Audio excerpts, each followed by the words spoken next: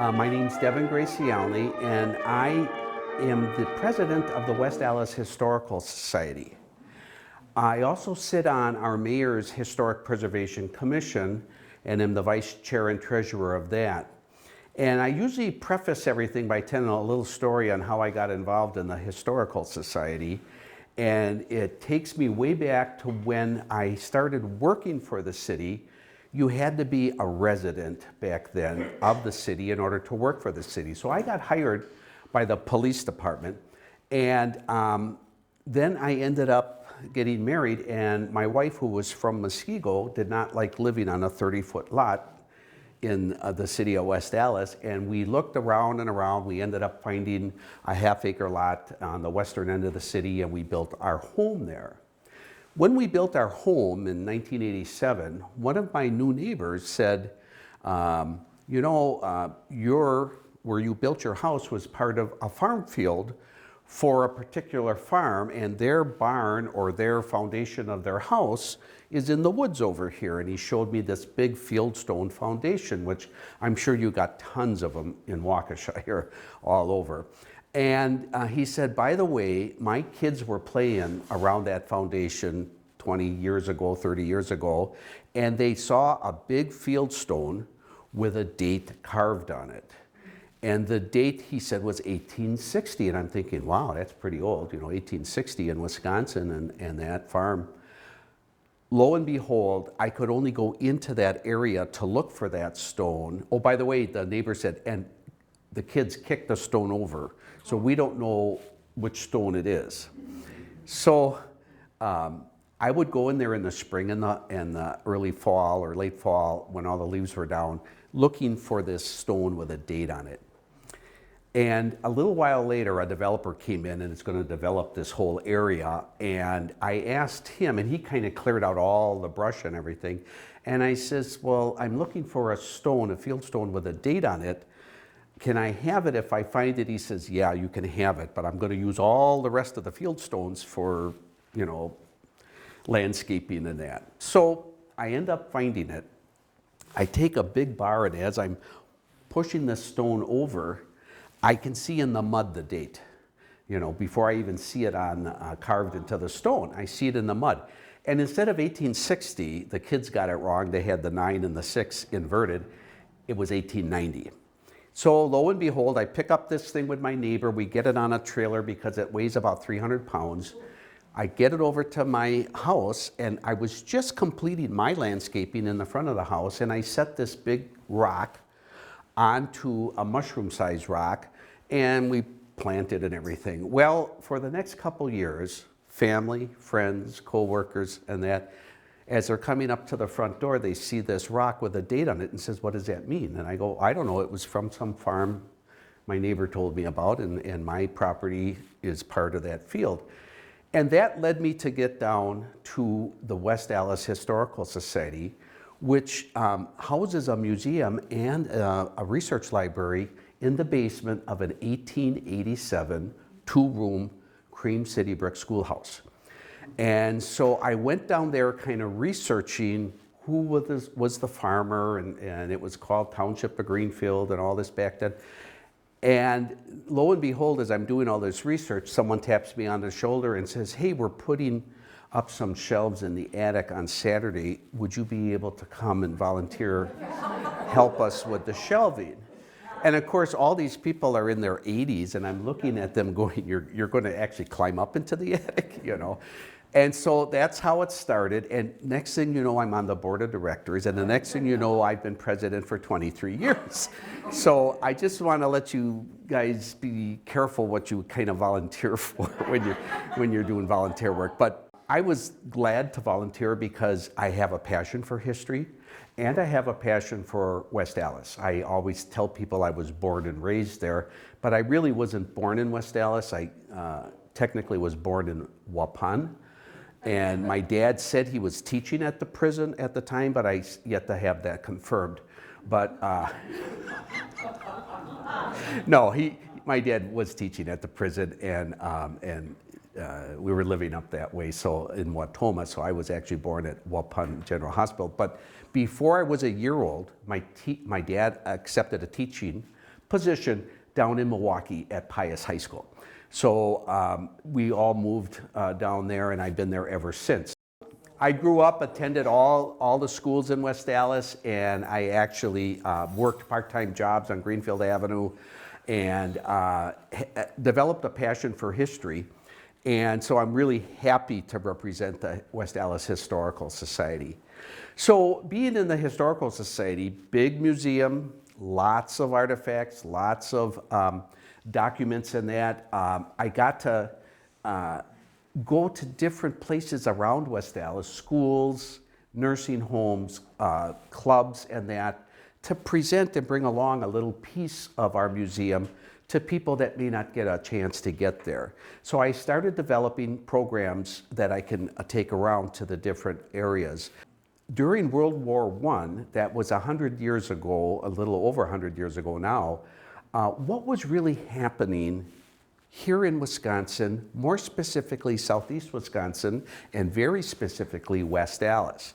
And so I was able to get a hold from the State Historical Society, a weekly newspaper, the West Allis Press, that was every week it would come out, and they put that on microfilm, and I was able to take that microfilm over to the Mukwonago Public Library, where they have a machine for microfilm that can digitize things from the paper. So you're going to see lots of articles and advertisements and stuff on this screen that are actually digitized from the microfilm copy of the West Allis Press. And it gives you just kind of a little inkling into what was going on 100 and some years ago here in this area. So, for example, let's get you started on what really was going on, a century ago. Look at the life expectancy for men, 47 years. And fuels for cars were mainly sold in drugstores. This was before service stations, Only 14% of all homes had a bathtub. Look at 8% with a telephone. Look at the speed limit in almost every major city, 10 miles an hour.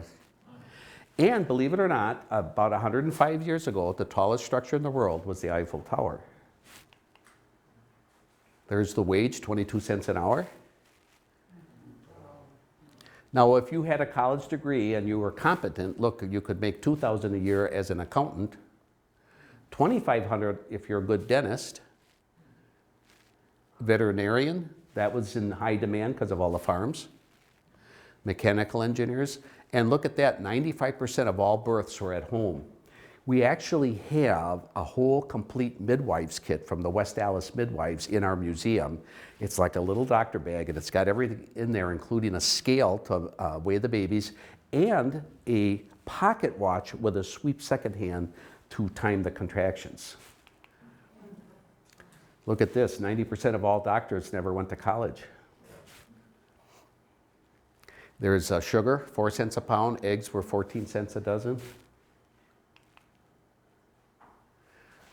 Sorry, ladies, but if you didn't have any borax, you used egg yolk as your shampoo.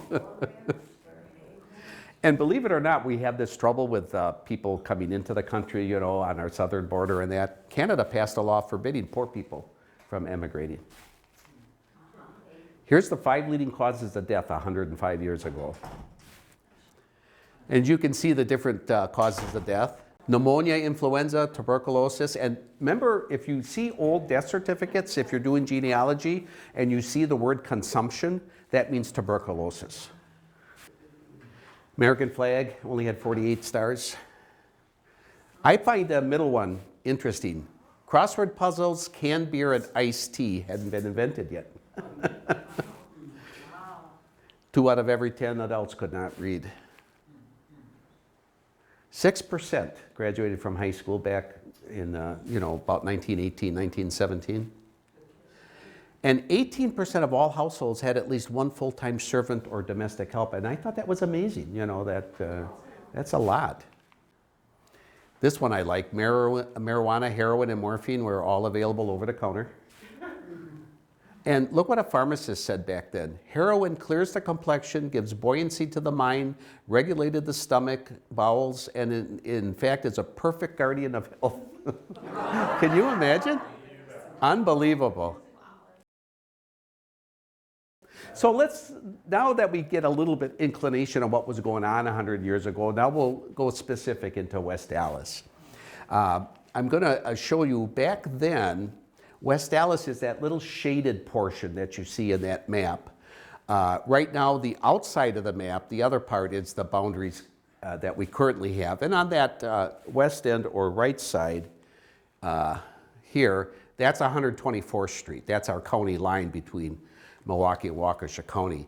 But back 100 years ago, we only went to 92nd Street here. This is a nice picture. These buildings, by the way, are still standing that you see right here. This is what we call our 6 points. And our 6 points is real similar to what you have in downtown Waukesha, where, remember where your gazebo used to be and all the streets were kind of meeting there? That's similar here. Isn't that a bank there? It was built as a bank, yes, West Allis State Bank. These were our mayors during World War I at the outset, David Love and Frank Baldwin. And I talk about the City Hall. Everybody says old City Hall this and old City Hall that. We actually had 3 City Halls. The most current one is the one here on the left here. That's our most current one, and that was built in '67. Prior to that, on the exact same site was this one, which I really liked going through as a kid and walking through the halls on it. It's a really kind of an Andy Mayberry old City Hall building type thing. But our first City Hall was located on 73rd and National, and it was the City Hall, the Police Department, the Fire Department, the Public Works Department, the Health Department, the Water Department. All of that was in this building. And as you can see from this photo, it starts out, they built this in 1906. In fact, there's a date up there, but because of the way these are scanned in, you don't see 1906 up here. They had to keep adding on. This part here is added on, and you're going to see in the next slide, I think, oh, maybe down the road, you'll see even more stuff added on. What's there now? Right now is the fire department. Here's salaries that police chiefs were paid in Wisconsin cities. Now this came right out of that West Allis press paper. And you can see West Allis was doing pretty good. $1,920 they were getting the salary of the chief per year. And we talk about West Allis growth, and one of the big reasons for the growth, everybody knows, are the manufacturing plants that moved from the east end of Milwaukee all the way out to West Allis. That's exactly how we got our name, is that the E.P. Allis Company built a plant out west, and so they called that West Allis, what you guys may remember as Allis-Chalmers.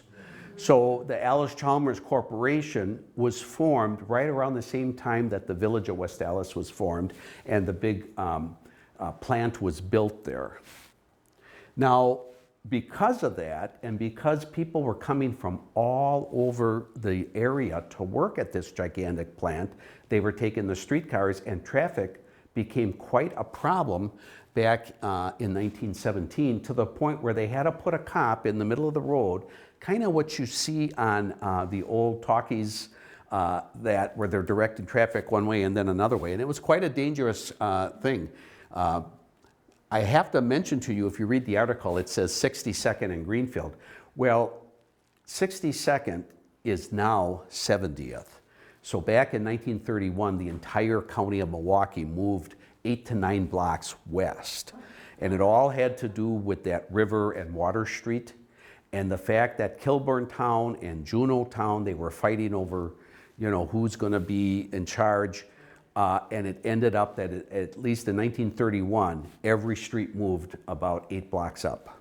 So if you are doing research in Milwaukee County, just remember if you're researching a home or something, or a person, and it gives address that you go, well, that's not the house I visited, it was 8 blocks away. It probably is the same house. That was the 10th anniversary of the volunteer fire department. Back then, most of the fire departments were volunteer. And I know you probably still have some in your western Waukesha areas that are still mostly volunteer fire departments. We're talking about running the city, and we talk about today we got word processing, we've got these recordings that automatically type things out. The city, here's a city ordinance, handwritten, with the corrections made and the scratch outs. You can see all that there. And this is where they were buying, the West Allis Fire and Police Commission were buying some equipment. And they had an ordinance for that. Our firemen were pretty good because of the fact that we had all the factories, and the chances for having tremendous fires were big. They really did a good job of training, and this is a couple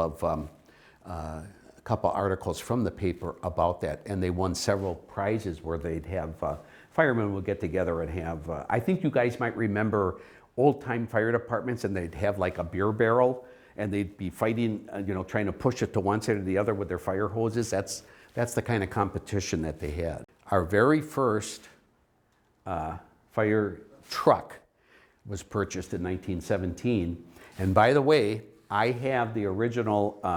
It's a big crankshaft that would go in the front of that, and then you'd have to give it a couple of, to get the engine started. So from this fire engine, I have that crankshaft mounted in our fire display at the museum. Big thing about farmers markets, I mention this because West Allis has one of the longest continuing open air market in the area, and there was some controversy over that even back then. I'll show you a picture. Our very first market is this one here. And this was right on the corner opposite that first slide that I showed you of that West Allis State Bank, where the Paradise Theater used to be, and now it's a Epicos Church. That's where this market is. They did want to develop that, so they moved it up about 6 blocks up National Avenue, and this is where it sits today, and it still has for 100 years. Back then, Carnegie was giving money out. Andrew Carnegie, the steel magnate, was giving money out, and he ended up, this is built in 1913. We have a Carnegie Library. Now, we don't use the library anymore. In fact, it's actually in private ownership, but they kept the building, and it is a senior residence now, so they were able to reuse it. Where is that one? 75th and Orchard. 75th and Orchard, just down from City Hall. Here's the Public Works, and just like the fire department, they had to keep a stable of horses for your Public Works. Up until, I would say, 1920, they started mechanizing quite a bit of the Public Works department. What are they pulling? They're pulling like a grader, and I don't know if you can see, right here, there's like a plow there that's grading the streets, kind of, you know how if you keep going on a gravel street, you end up with ruts. Maybe some of you have old gravel driveways and that, so you have to every now and then kind of smooth that out. This is interesting too. They had an ordinance that if you had a sidewalk in front of your business or your home, it was your responsibility to fix the sidewalk, not the city's. And they were wooden sidewalks, and if a plank or you cracked or you got a hole or something, it was the resident that had to fix it, not the city. This is the first water pumping station, and of course we get our water from Milwaukee. And I know all you guys, who's all drinking the new water out here now? And yeah, there you go. And how many years did that take? Same thing in Milwaukee County. They started getting the water from Lake Michigan and laying the lines and everything. And for quite a while, we were purchasing our water straight from Milwaukee until we ended up putting up our own pumping stations. But again, the water is coming through the Milwaukee system, as is your water right now. But we had trouble because when they first did the water, they didn't put that thing far enough into Lake Michigan.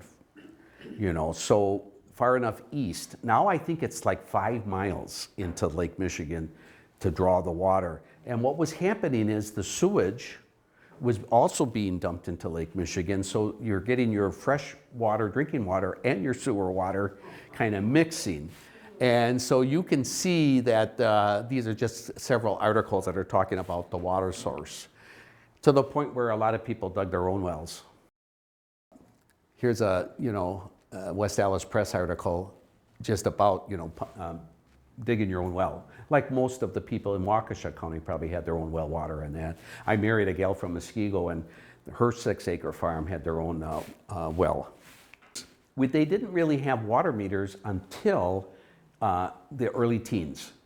And in fact, there was a big fight because, West Allis contained the footprint for the state fair. So when you go to the state fair, most of the state fair is actually located in the jurisdictional boundaries of West Allis. And so they were getting water from us. And we asked them to put a meter on, and they would estimate, the fair park would estimate how much water they used and then write a check to the city. Well, the city says, we'd like to put a meter in because we think your estimates are a little low. And there was a banter back and forth to the point where West Allis, the city, there's an article, they were going to actually pour concrete down and close off the access of water for the fair park unless they put a meter in, which they finally did. And here's another resolution, again, all handwritten. And just like today, it says the quality workers was not easy for the city. You could earn more in the private sector. However, this is right when pensions started coming aboard too. So now it's advantageous for a lot of people, even to this day, and I'm a great example of it because I've been retired 17 years and I'm getting a very handsome pension for working for our city.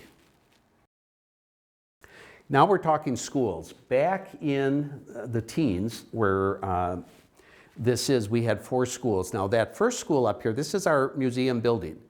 It was built as a 2-room schoolhouse for the township of Greenfield, and it was called the 5th District School.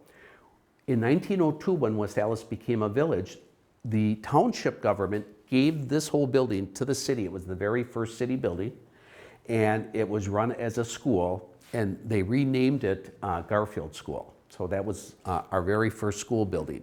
Then over the next couple of years, the next school they built was this one, which is Lincoln School. This one has been torn down. Washington School, some parts of Washington are still up, but they're kind of enveloped with the newer additions, so you don't really see it all. And this building just recently came down, maybe in the last 20 years, McKinley School. Those were the 4 schools that we had at the time. Now, that big West Allis Central High School that ran between 76th and 75th on National, they were just completing the ordinance, and as you can see now, the ordinances are starting to be typed. So I put that in there, that they're starting to type the ordinances. Also, West Allis is the first in the whole area, maybe the entire state, to offer a hot lunch. And you can see that it was going to get going in 1917. Some of our school census, the grades and how many kids are attending. And these are enrollments for 16 and 17. Now that very first McKinley School was a kind of a clapboard school. You can see it here, it looks more like a house. That became the very first vocational school. So, and we believe that even though MATC is claiming to be the oldest and first vocational school in the state, it actually was West Allis Vocational School, which was the old McKinley School. As you can see, this is Allis-Chalmers right next to it. And what they did is they made this school the first vocational school so that people can learn certain parts of the trades to work in this big building. Because if you wanted to work in the foundry area or the engineering area or the transformer area, you had to learn that trade. And so they would have these, and then they had free night schools too, by the way. our churches started. And I do have another thing on the web called The History of the Churches of West Allis. And what's interesting is for about 13 years, we ran a little program in our Honey Creek Park. And the program was called Settlers Weekend, and we had reenactors come in, you know, military reenactors or reenactors from like blacksmiths and stuff like that come in. Well, one of the local churches says, can we have a service under your big tent? I put up a big tent so that we could feed all of our volunteers. And he said, on Sunday morning, can we have a service under that tent? And I says, absolutely. And then I go back and I see that the Church of the Nazarene, now a tent, to be replaced with permanent building. So this one, and then our St. Rita's Church on 60th and Lincoln, their very first church was a tent, outdoor tent. And so when we talk about tent revival, here we go, there it is. I put this slide in here because this Burbach, this Father Burbach, was kind of a godsend to the village and city of West Allis. He was a Catholic priest that he actually wrote, and I'm sorry I didn't bring it, 2 histories of West Allis and had them published in hardcover, and we rely on them heavily when we're going back and doing our research on what happened, you know, West Allis from 1902. He wrote 2 histories covering 1902 up to 1927. And then he also sat on the park board. And sitting on the park board, he was the one responsible for getting all the streets lined with trees, the boulevards, and then he went into the school parks and the playgrounds. And he's the one that was responsible for making sure there was play structures and green grass areas for the kids to play on. And then got money from these big factories and that to actually put in ice rinks at every school. Did they do that out here in Waukesha? Like, I know there are a couple places, I know parks did that where they put an ice rink in. Almost every school in West Allis, they used some sort of a plow in that, and then they flooded it, and they had a place for that. Big thing that happened in the teens, all throughout the entire country, probably the world, electricity.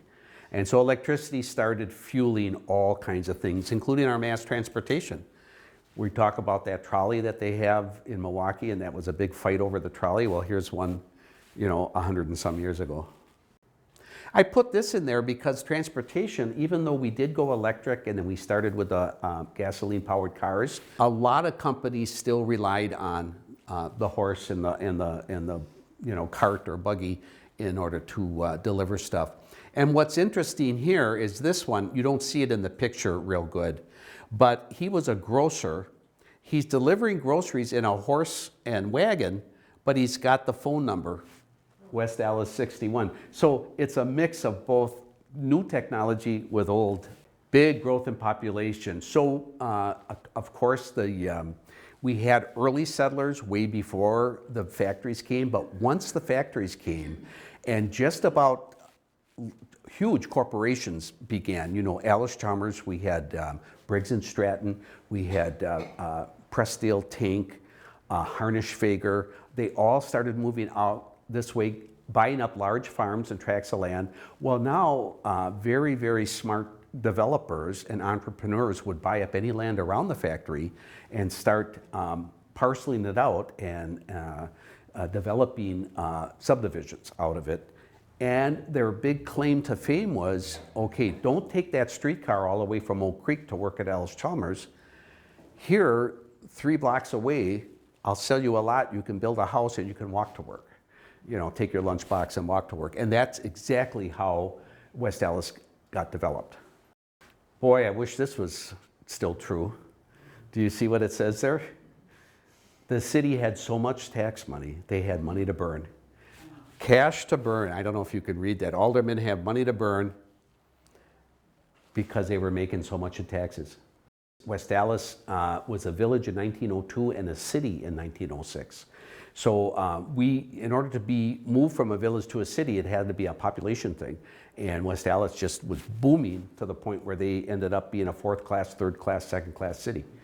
And so now with this, the quiet times that they're talking about, high cost of living and that, really didn't impact most of the West Allis residents because a lot of them were working at the factories and making a fairly decent wage. The labor unions were just kind of starting, so, but they still were doing good, and they had a lot of free time. They had time to do stuff, and especially when electricity starts getting added to this. So now you got some little extra cash in your pocket, so what are you going to do? Here's an example of advertising from out of that same newspaper about what it would cost. This one happens to be a motor that you'd put on a bicycle. You know, like now we have those electric bikes. Well, back then they would put a little motor on the back tire of a bicycle. And then just kind of a sample of what it would cost to buy things that maybe you wouldn't, extra things that you wouldn't think of. A couple of cars. Maxwell cost $635. And one of our first car dealers, sales and service station, right there, 6569. I'm currently doing a tour called the Old Fashioned Tour in West Allis, where we actually go up and down Greenfield Avenue, and I kind of tell what the buildings were. That building there, 6516, is actually got a different address. Of course, it's 8 blocks different, 9 blocks different, and that was one of our first car dealerships. It was built as an actual garage over 100 years ago. Some of the ladies' fashions. And here's the come on, instead of taking the wash tub and your, what did they call that thing, that washing board, the washboard and everything, they're saying, hey, instead of doing that, get yourself one of these electronic washing machines, clean clothes, and that, get a fan, so you can move the air around, and you'll save a lot of time. And so with that free time, you can sit and read. This particular newspaper had a serial running every week, would be a different chapter. And in this particular book, you can see The Confessions of a German Deserter, written by a Prussian officer who participated in ravaging and pillaging of Belgium. So the women can now kind of take a little bit of life of leisure. They're getting some electronics in their daily housework, and they have time to sit and read a chapter, in a book or maybe in the paper. Men, well, they took leisure time whenever, and here they are all lined up at the bar. And notice the lack of stools. You actually stood at the bar,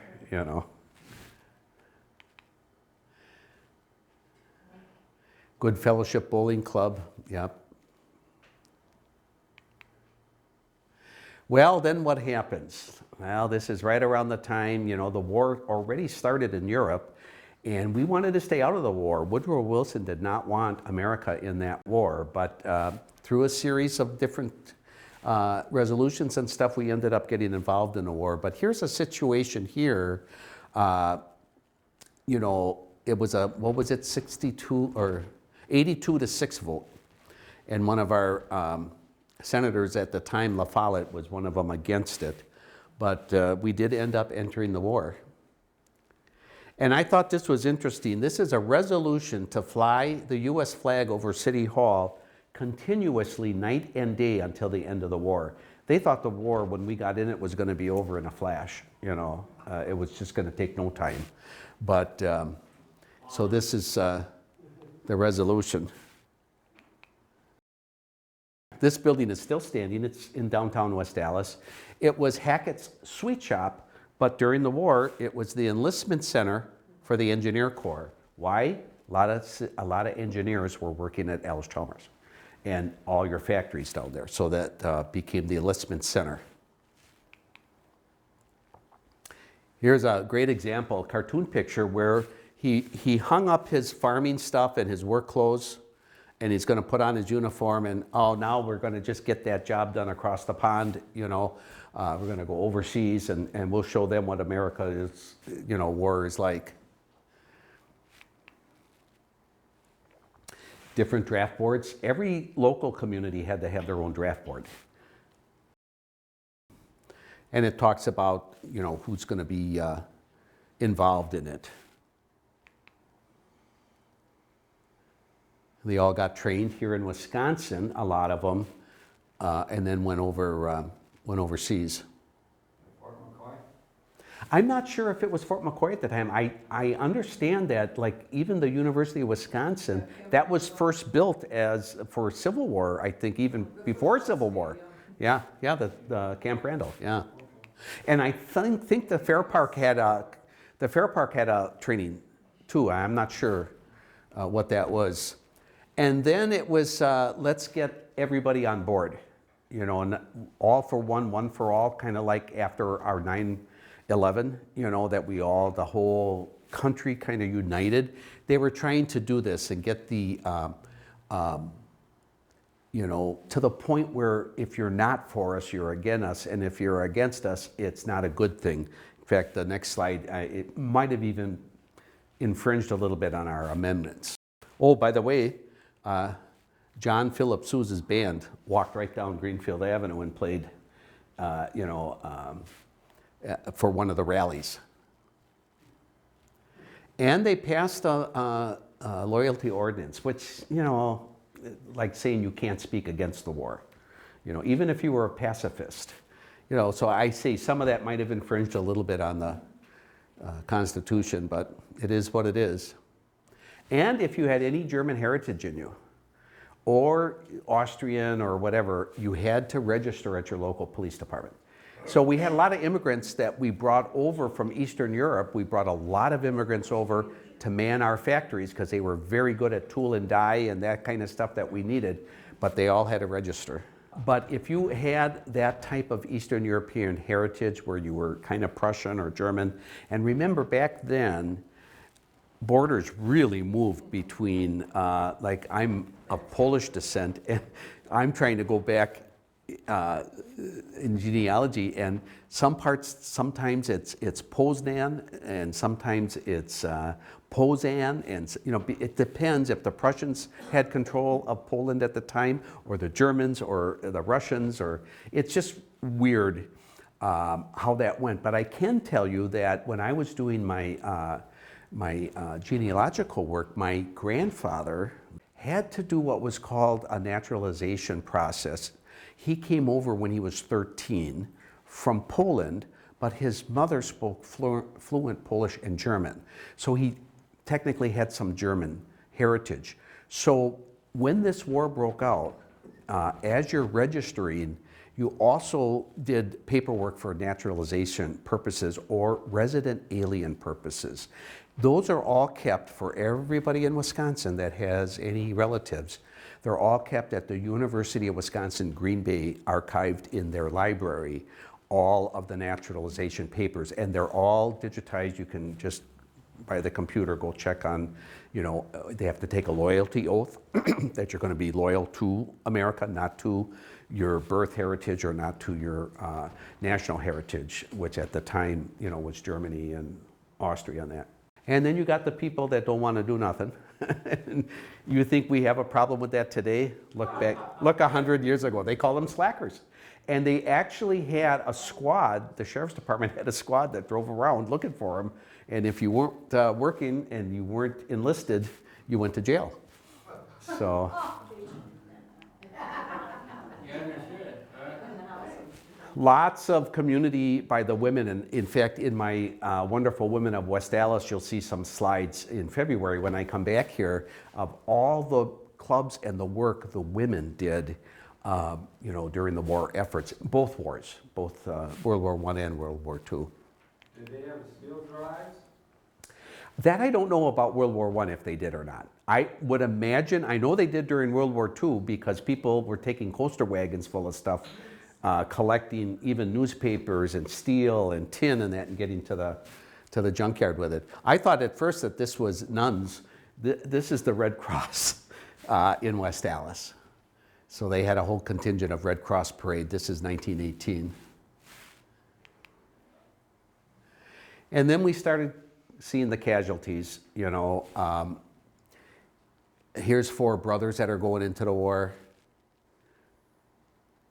And they're real proud of that until, you know, they start dying. So, and now we didn't really lose all that many people. I know West Allis only lost 18.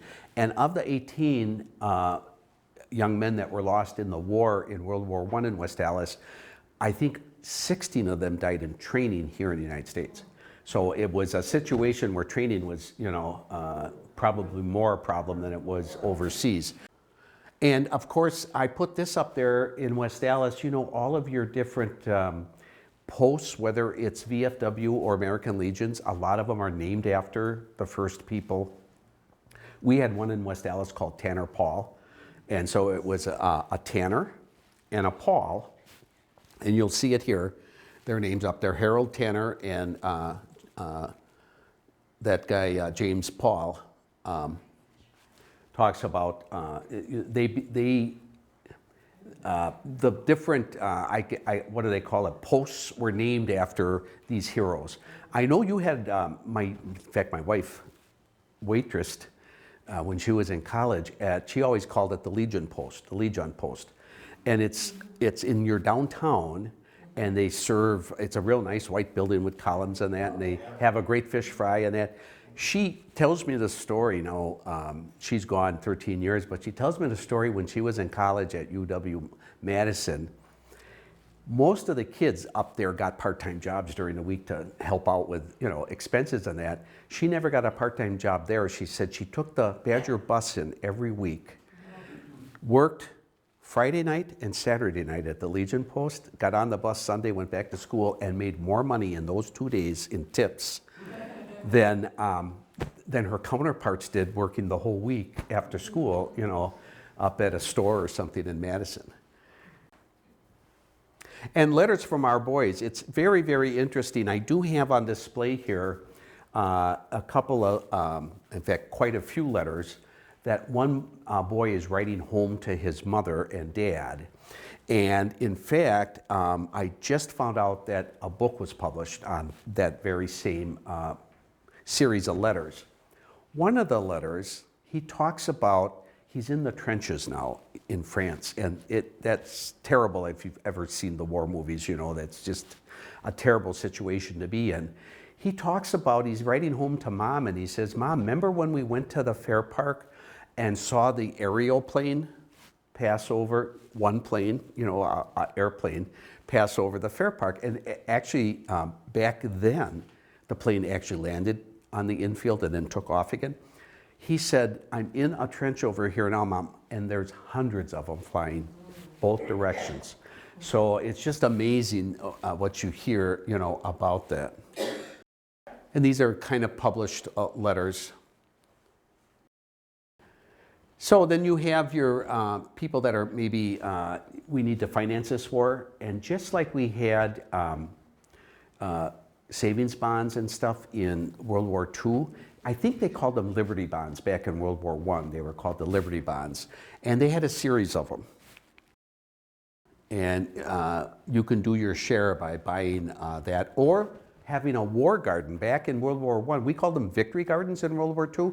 World War I called them war gardens, where you could actually get the produce and stuff right in your backyard, or you know, actually save the food. It says 120 million Allies must eat. A couple of other advertisements for bonds, like you know, paste the Kaiser. And you can see now, I think they have as many as 4 different Liberty Bonds. This happens to be the 3rd one up there now. And of course, you have your businesses that are going to take advantage of the war. In some areas, they're patriotic about it, you know, and that. But talk about on piano and player pianos, we have a war cut price. You know, I mean, the last thing you're thinking of, I think, is doing that. And then what's the other one? Attention, forget about the war for one night. Come to the grand opening of Colonial Hall, you know, and enjoy yourself. And I guess you do have to have some of that, you know, where you can't just all be so serious. France and Paris, you know, where they had these gigantic trenches, France had a lot of them. And of course, French was renowned, and still is, I guess, today, for pastry and bakery. And that I think the farm boys, who were just used to maybe wheat bread and, you know, that coming from the farm, getting to Paris and getting to France and seeing the delicacies of the different pastries, that they were named Doughboys, that they ate a lot of it, and so they were called Doughboys. Now that, again, is a rumor, and it, you know, there may be some truth to it or not, but, you know, I often would play that record, How You Gonna Keep Them Down on the Farm, after they seen Perry. And that song did come out. That was a flapper song that came out in the 20s. Like, you know, we've been over across the pond and we've seen Paris and this and that and Rome and all this. And now we're gonna go back to a farm in Wisconsin. And so very, very interesting is that they talk about war economies. And yes, there was some rationing in World War I in West Allis area, but it didn't really impact West Allis as much as it did some other communities. And the reason is that they needed to run these factories 24/7 to build the munitions. And I've got a couple of actually a hand grenade that was made here in a West Allis factory, and Allis-Chalmers made a shell here and have one on display of what they did for World War I. So as the factories are going 24/7, they're also paying these guys, and so they have some money, and so they're able to, there is some rationing, but it's not as much, and the war was actually good for economy for places that had factories. You can see that one cannon factory went up in 51 days, and that was right between West Milwaukee and West Allis. And that was the fastest, and it was a munitions plant. Can you imagine making munitions right in the middle of an urban area? It's just unbelievable. Because we depended so much on rail during World War I, less on it now with our trucking division and then the airplanes, but back then that was like the backbone of our country was rail. And here we go, peace. Peace on earth. And it, remember, 11th hour of the 11th day of the 11th month. We called it Armistice Day, and for the longest time, that was, you know, the national holiday. In fact, I have some artifacts up here. We had, you know, you would put in the window of your house a blue star if you had someone from that household serving overseas, and then as that person died, that blue star was replaced with a gold star. And then you had what was called Gold Star Mothers. Well, probably now, this is going back to 2006, we got presented at the museum a canvas bag filled with flags. In fact, this is one of the flags that was in there, and this says Veterans World War I, and then a bunch of Gold Star flags, and it was the Gold Star mothers. So the mothers of these servicemen would actually march in those armistice parades and Memorial Day parades that we had. You know, every local town would have these parades. They would proudly display that they had a son, a husband, someone that passed in the war. And this canvas bag was found in the boiler room of some public building, hadn't been used for years, smelled moldy and that. Most of our displays at the museum, I employ Eagle Scout candidates that get their troop together and help me create and put up a display. And if it wasn't for the Boy Scouts and the Eagle Scouts, I don't know where our museums would be, because they really put a lot of effort into it during research of that. So if you ever come to our museum, you'll see a grand display made by an Eagle Scout and his troop celebrating our 18 men that passed, and each one has their own flag, and the mother had the Gold Star flag that they proudly paraded down the street. And I talk about this, those people that are closer to West Allis. We always had this Allis-Chalmers Clubhouse, which was used for all kinds of civic events. Post-prom parties from our two high schools were always at this place. And it was written up in, I'm trying to remember what was the name of the two magazines. One was Life and the other, Look magazine, I think was the other one. In the 1950, had a national article, a big spread in there on how West Allis takes care of this post-prom by inviting all the people after prom, the boys and the girls, to come to the post-prom party at this place where it was well chaperoned. Well, they had both a tunnel and they had a bridge going across. Yeah, so they had two. One went under the ground, which you never saw, and that tunnel is still there, but I think it's blocked off now because the different buildings were sold. One building's down completely now, and the other one, it was sold to a private concern, so they kind of blocked off the tunnel. But they also had a bridge, you're right, and I'm not exactly sure when that was built. This is coming right after the war. Now we're talking about railroads, and they're going to put a new depot in. And it was not till March of 1918 that West Allis actually got a building code where you had building inspectors and where you had to actually go get a permit to put something up. Of course, West Allis, the site of our glorious state fair, and has been since 1892, even before there was a West Allis. Oh, here's that ordinance that is telling them to, you better put that meter in. If you don't put the meter in, we're gonna fill your pipe with concrete and you won't get any water. And of course, what happens in 1918, we just got done with our COVID, or we're right in the middle of our COVID pandemic. We had another pandemic called the Spanish flu or Spanish influenza. And that was 100 years ago.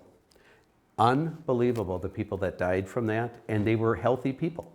They weren't the, the very elderly or the very young. The way I was explaining it earlier is that every season, there's a flu season every year. They think it generates, our flu every year generates somewhere in the Indonesia area of the world. And some of your bird flus and that, I don't know if it comes on the winds or what it comes on, but there's always a flu season, and it always seems to generate from the Burma, Indonesia, that area. However, the reason it's called Spanish flu, and this is just more conjecture, but it's somehow has some credence to it, is that it was the normal flu, but the variant was so bad that it was killing everybody. The Axis powers and the Allies, during World War I, were able to put a muzzle or muffle onto the television, well, there wasn't television, radio stations and printed press at the time. They could kind of keep it under wraps. There were two countries in Europe that were not involved in World War I. It was Portugal and Spain. They weren't part of World War I. Or I should just say Iberian Peninsula, which includes Portugal and Spain, weren't really, so they had no muzzle on their press. So the press actually in Spain found out about the flu that was going around and absolutely devastating both the Allies and the Axis forces, and then going home with the Allies and that. And there are a lot of rumors and speculations about the Spanish influenza, but the most credible one is the fact that it got first reported by the Spanish press, and then they got monikered with that name, Spanish grippe, Spanish flu, Spanish influenza. It's, I don't know that anybody has the exact cause of it, but it is supposedly just one of those, remember how we had some terrific flu that would come around, and then, again, advertisers, if I can sell a product because of the war, or can I sell a product because of the flu? Here it is, the dairy saying, fight the flu with milk. You can get your spinal adjustment, and that'll help you with your flu symptoms, apparently. Yeah, it's just unbelievable, what they'll go to. And then I'm kind of concluding this whole presentation is because right around the same time, and I think it's because of the contributions that our fairer sex made during these times of tragedy, both the war and the flu, we were recognizing that the women were actually the backbone of our society, are pitching in and doing the work, not only the work the men were normally doing, but on their own, contributing, and didn't have the right to vote. And that's the end of my presentation. So.